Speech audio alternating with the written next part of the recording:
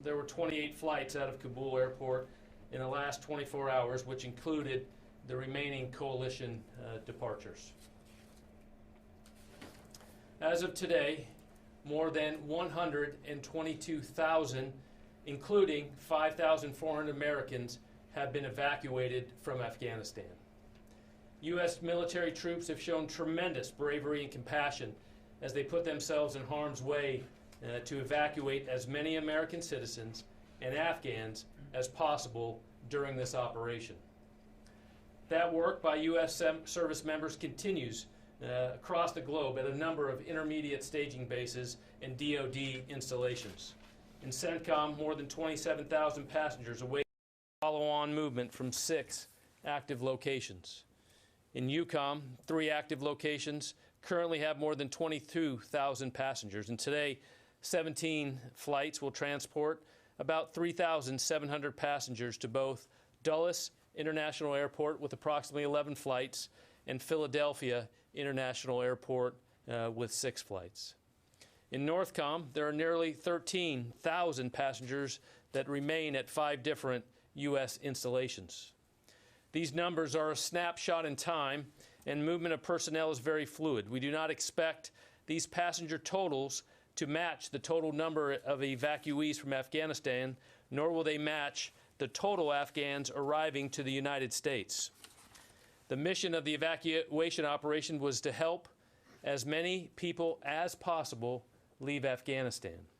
Some of these evacuees included American citizens, third country nationals, or Afghans whose credentials permitted them to otherwise depart without processing at a military installation. Military, civilian, and contract personnel continue to work closely with both government and non-governmental agencies to meet requirements and provide additional capabilities for families as they continue their transition. While operations in Afghanistan will conclude soon, the DoD effort to support the interagency is ongoing. Additionally, the Department of Defense continues to support humanitarian relief operations in response to national disasters here closer to home. In Haiti, the U.S. military assets have flown 560 sorties, providing rapid logistical and airlift support, including delivery of more than 348,000 pounds of aid. On the Gulf Coast with Hurricane Ida, NORTHCOM, as of this morning, in coordination with FEMA and our National Guard, has activated more than 5,200 personnel in Louisiana, Mississippi, Texas, and Alabama in response to the hurricane. They bring a variety of assets, including high-water vehicles, rotary lift, and other transportation capability to support recovery efforts. The U.S. Army Corps of Engineers is operational in New Orleans and is assessing the storm's impact. DoD stands ready to assist as requested by FEMA. Thank you.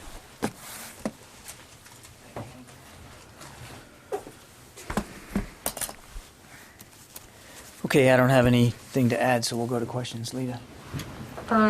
General, one quick follow-up and then a question. The CRAMs, did they strike and hit all of the 5 rockets, or did some land in areas where there are just no casualties?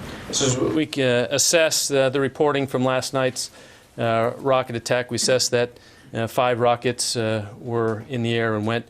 3 landed off the airfield, were no effect, and CRAM was able to affect and thwart the attack of one, and the other rocket landed with no effect to the mission or any danger to our personnel.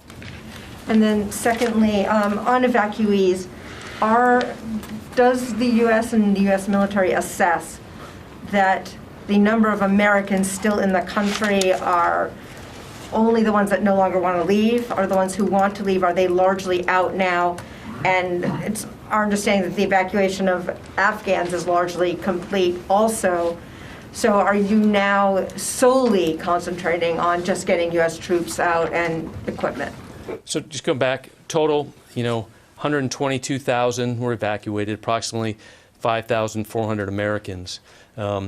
We continue to have the capability to evacuate and fly out those until the very end. But as you talk about active piece, we're continuing to work with Department of State on that and continue evacuation in military operations. But And are Leah, I there- would refer you to the State Department on the numbers of Americans they're still in contact with. That's something for them to speak to. Tara?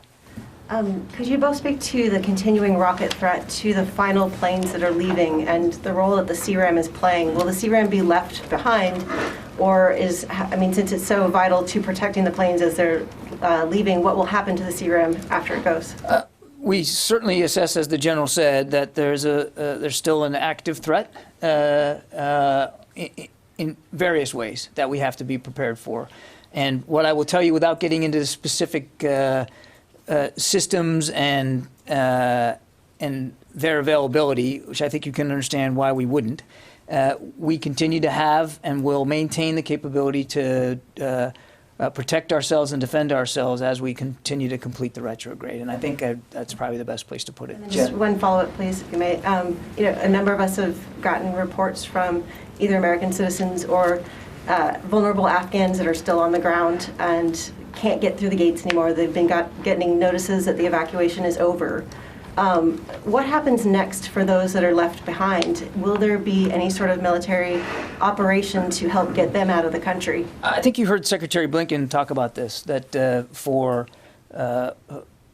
Americans and other individuals that want to be able to leave Afghanistan after our withdrawal is complete, that the State Department is going to continue to work across many different levers to facilitate that transportation. And as I said earlier, right now we do not anticipate a military role in that effort.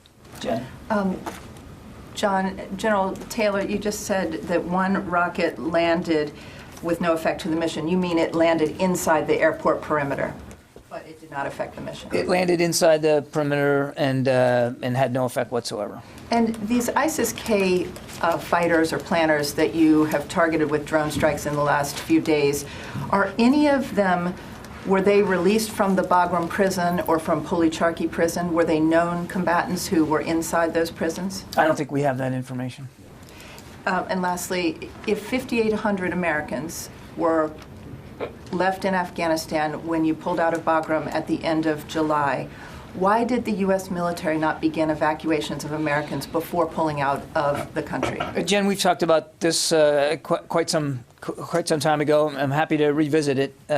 We were already baked into the retrograde plan way back in the spring, was the possibility for non-combatant evacuations and helping people get out. And we were in constant conversations with the Ghani government, as well as our colleagues across the interagency, about what that would look like and when would be the right time to do that. And in anticipation of it, well before the provincial capitals started toppling there towards the middle of August, Secretary Austin pre-positioned forces closer into the region to the degree of taking an entire Marine battalion off of the USS Iwo Jima and moving them ashore to Kuwait so that they would be ready. So this was something that we had been planning for and preparing for.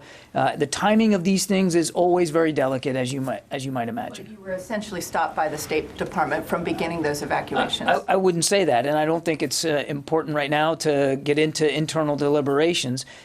We were obviously still in close contact with the Ghani government, which was still, he was still the president of the country, and you have to be able to have those conversations too, because our expectation was that the Ghani government would stay in place. Nobody could have imagined how quickly that government would have literally just dissipated almost overnight. There was simply no way to predict that. Idris. Can I just ask a couple of questions on the gates? Are any of the gates still open, and are any of the gates under Taliban control? I think it's right now, as we get into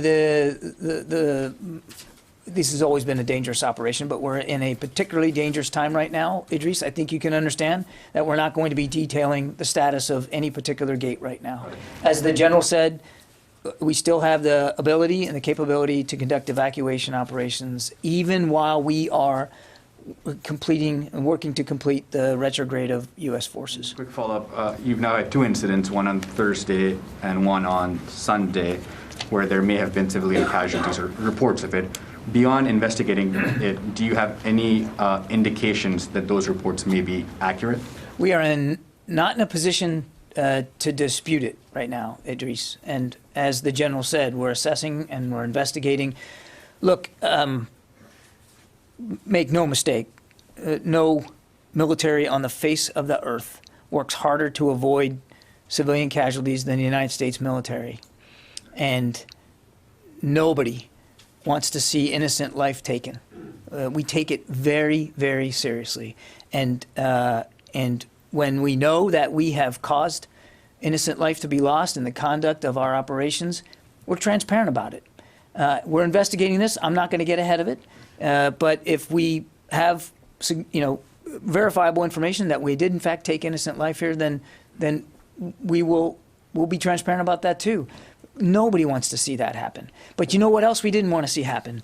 We didn't want to see happen what we believe to be a very real, a very specific, and a very imminent threat to the Hamid Karzai International Airport and to our troops operating at that airport, as well as civilians around it and in it. And that was another thing that we were very, very concerned about. Over here, David. The President had said that the likelihood of an attack within the next 24 to 36 hours was highly likely. He'd been told that by his military commanders. Then after that, there was the strike on this vehicle. After that strike, is another attack still considered highly likely? We are operating under the assumption that we need to be prepared for future potential threats. And as the general detailed for you in his opening statement, there was, in fact, after we took this airstrike against this vehicle, there were rocket attacks, indirect fire rocket attacks on the airport. So the threat stream is still real, it's still active, and in many cases it's still specific. And we're taking it very seriously, and we will right up until the end.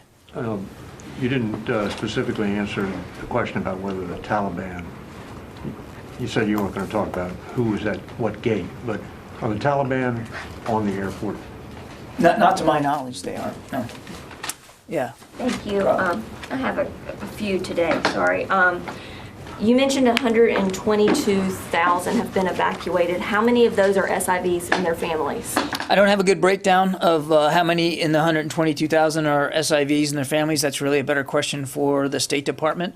We know that roughly 5,400 of the 122,000 are American citizens, and the vast majority, of course, are Afghan, and I just don't have a breakdown of that. Well, our reporting is saying that there are about 7,000 of the 88,000, so that leaves more than 80,000 SIVs and their family members left behind.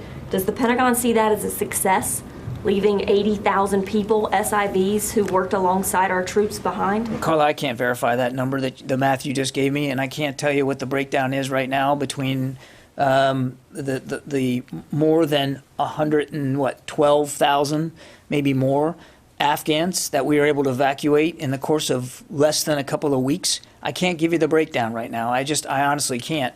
What I will tell you is that obviously we wanted to get as many people out as we could. And in the course of a very short order of time, 122,000, the largest airlift that the U.S. military has conducted, got 122,000 people to safety. Now, there will be a time when this is complete, that the State Department can do the math and figure this out. But I think we're all focused right now on continuing the mission that the General described us doing and making sure that right up until the end that we can get people out safely, including evacuees. And then secondly, we have sources that say Marines guarding the airport allowed relatives and extended family members of Kabul embassy local staff despite not having documentation. But meanwhile, spouses and children of Afghans who hold American citizenship and legal permanent resident status were turned away in some cases.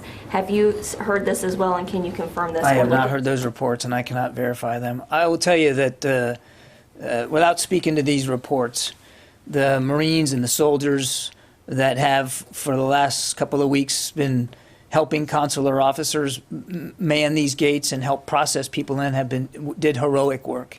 And they had to make decisions in real time about trying to help people get out.